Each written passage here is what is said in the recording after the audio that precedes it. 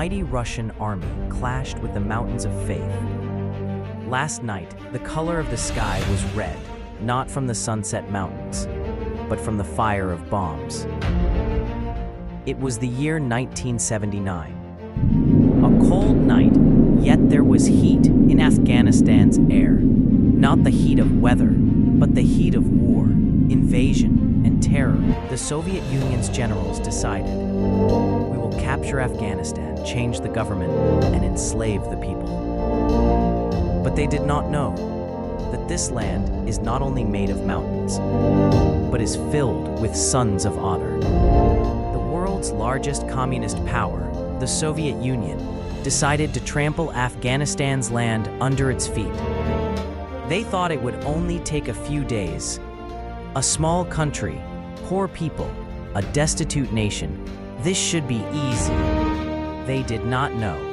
This land is the cradle of hearts, the mother of the sword, honor, and martyrdom.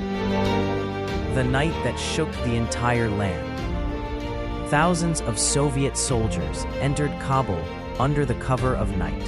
The roar of planes, the rumble of tanks, and the drums of bomb fire. This was not only the alarm of Kabul, but of all Afghanistan's hearts.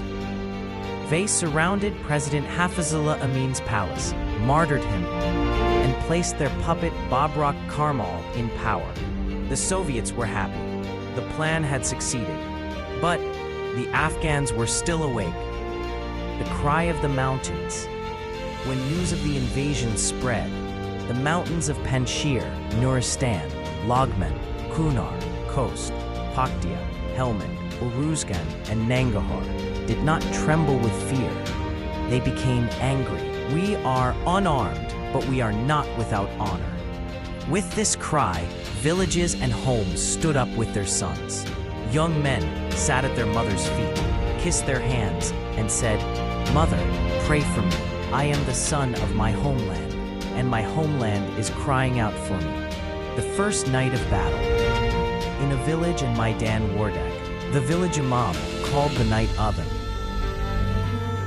But this adhan was not for prayer. It was for awakening. Tanks arrived, but the cries of Allahu Akbar formed a wall of steel before them. A 16-year-old boy stopped a Russian tank with just two stones. Elsewhere, an old man with only his prayer beads was struck under a bomb, but his last words were, "Martyrdom is my destiny, but slavery is not." The Soviet generals were astonished. We have fought in Vietnam, Korea, and Poland, but why do these people not surrender? Who are these people? Why won't they surrender? We are an empire.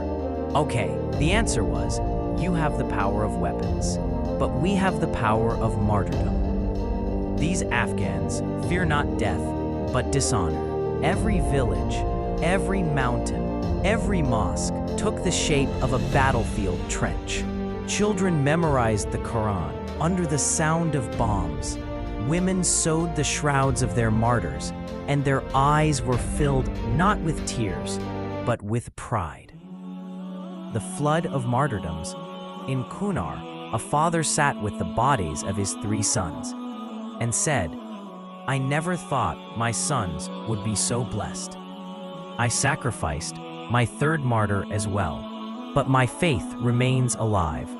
In Bamiyan, the statues of Buddha were silent, but the people of God were speaking. In Khost, a boy beneath the steel of a tank proclaimed the declaration of faith, and history recorded, this land can be taken, but the Afghan heart will never surrender. 10 years of war. 15,000 Soviet soldiers were killed, thousands of tanks destroyed. And the Soviet Union, that mighty empire, was defeated. Yes, a poor but honorable nation, defeated a global power.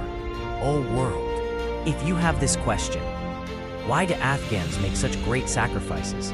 The answer is, because to them, the homeland is a mother, and a mother is dearer than the life of her son.